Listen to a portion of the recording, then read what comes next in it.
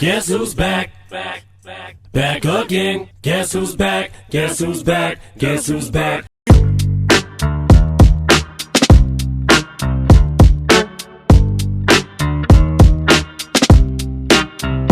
What's up, YouTube? It's your boy, Shakes P.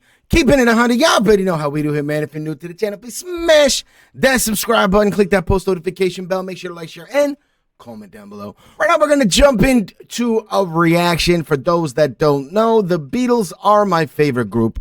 And when I saw this, there was absolutely no way that I wasn't going to react to this. This is the first thing that I chose to react to in over 2 years on this channel. Right now, we're going to react to Ringo Starr talking about how the Beatles didn't get along.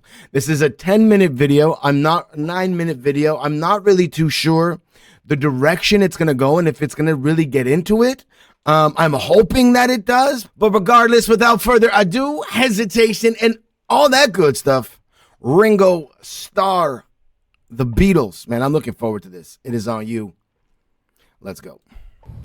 Well, there were all those stories at the time. There's stories about almost everything. Yeah, that's the about thing. how you didn't get along. You had no, like one another. we didn't get along. Well, it's crazy because, like, you got to think about how big and how popular, how famous were the Beatles.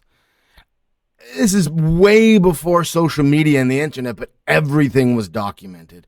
Everything was talked about, and everything is in black and white print. There's stories about almost everything. Yeah, that's the about thing. how you didn't get along. You had no, like one another. we didn't get along. We were four guys. We had rows. It never got in the way of the music, no matter how bad the row was.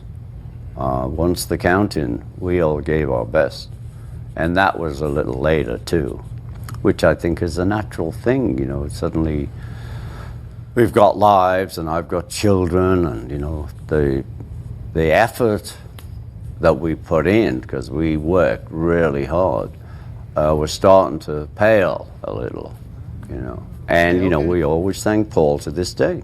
Because of Paul, who's the workaholic of our band, we made a lot more records than John and I would have made, say, you know. That's really cool information that, like, Paul was the workhorse and Paul was the one that made sure that the band wrote certain songs. Like, you always see on every song written by John and Paul, but if Paul was the workhorse, he wrote majority of the music that says that. Like, I'm not sure about the lyrics and stuff like that, but that's pretty crazy. Workaholic of our band, we made a lot more records than John and I would have made, say, you know. Very cool. We'd like to sit around a little more. And then Paul would call, all right, lads, and we'd go in. Yeah. You've been in the wind for a long time, my friend. Better than having wind. Well, I can agree with that. Yeah, I have. You know, from 1960, when I left the factory, this is what I've done. You know, played, I've toured. From 1960 until now, for 64 years, this man has played essentially Beatles tunes. That's crazy. That is so cool. Made a few good records. Yeah. Made a few good records. Yeah. There's a few. You know, and I know many people, particularly people who are at the top or who have been at the top, who lose their moorings. They do. They lose the authenticities. They don't know where they come up to. You haven't done that. Well, thanks. I hope not. I think it's all part of where we came from as well. But you know, I always give credit that there was, you know, we're talking about the Beatles now, 4 of us. I mean, I was in Rory Storm and the Hurricanes, but there were 4 of us, and we all from the same city, and we would look at each other. You know, if one of us would be freaking out or being a big shot, 3 other people would go, excuse me, you know, and that kept us. And you know, it's interesting. They brought each other back down to reality. That's pretty cool, man. That is so cool.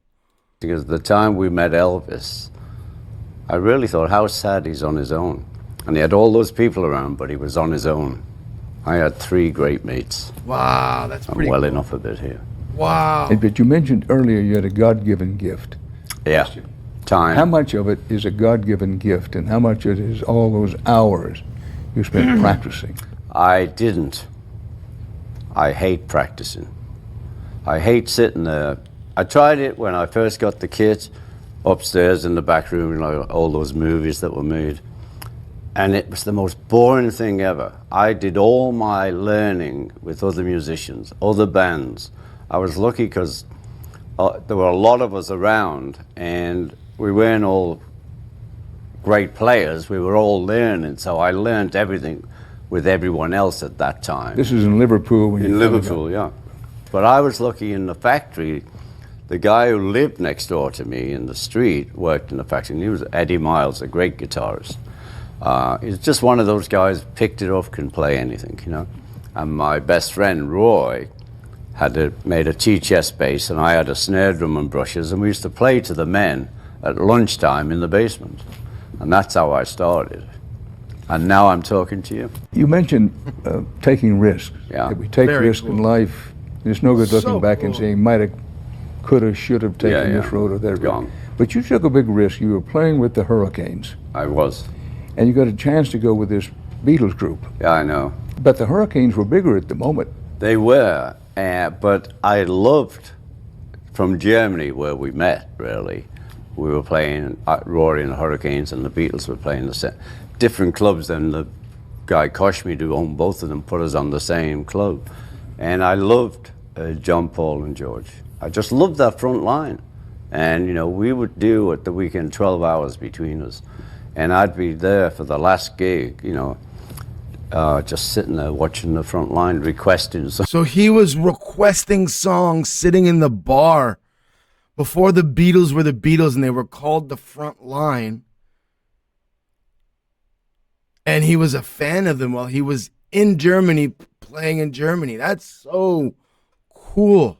So, yeah, so then they asked, and I had no hesitation, really, but people did say, "Are you going to leave Rory?" And I said, yeah, I'm going to leave. You know, you just make a step up. I'm interested to know why that was. You liked the He group. said make a step up, yet Rory and the Hurricanes were a larger band at that point. So wouldn't that be taking a step down and not a step up? And I said, yeah, I'm going to leave. You know, you just make a step up. I'm interested to know why that was. You liked the group.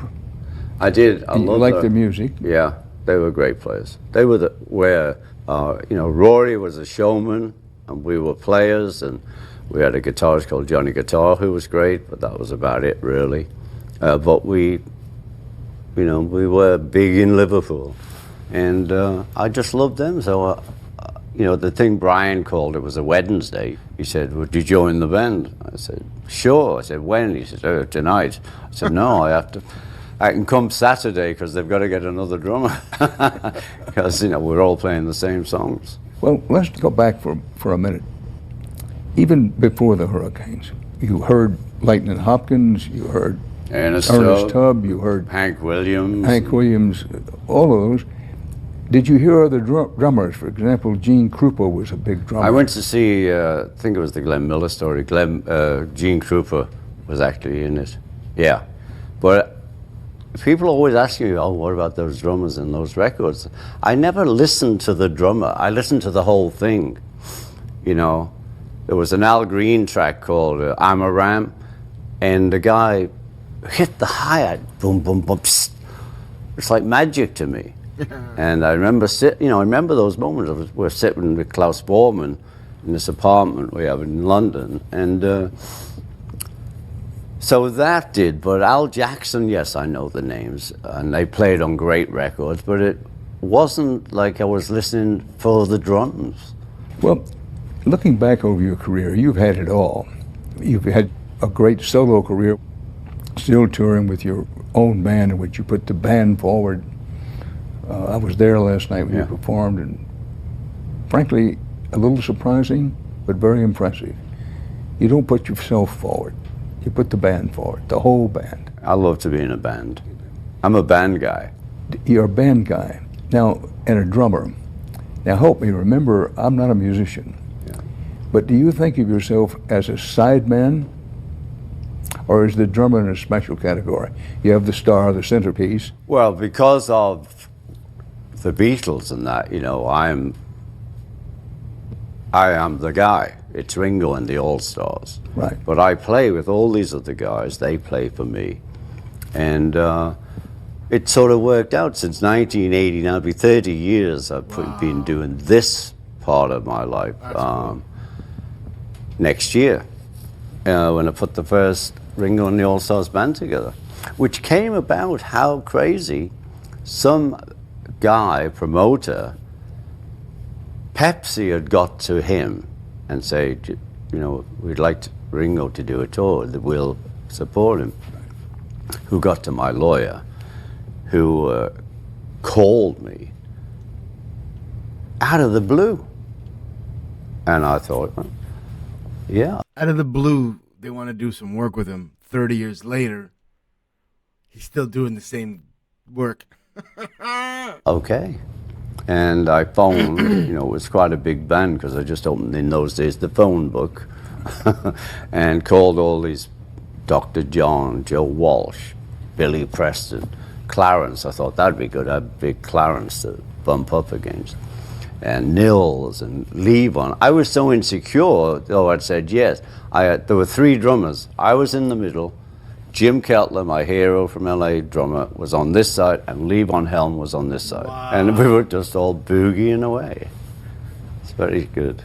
But you said you were insecure. But I was. I never put a band together. I've always been in bands, joined bands. The only time I put a band together was like make life easy, 58, and I was trying to put this band together and I heard about this trumpet player. And I said, oh man, come down, we'll have a rehearsal. And the trumpet player did play trumpet, but the only thing he could play was when the Saints go marching in. So that band fell apart really quick.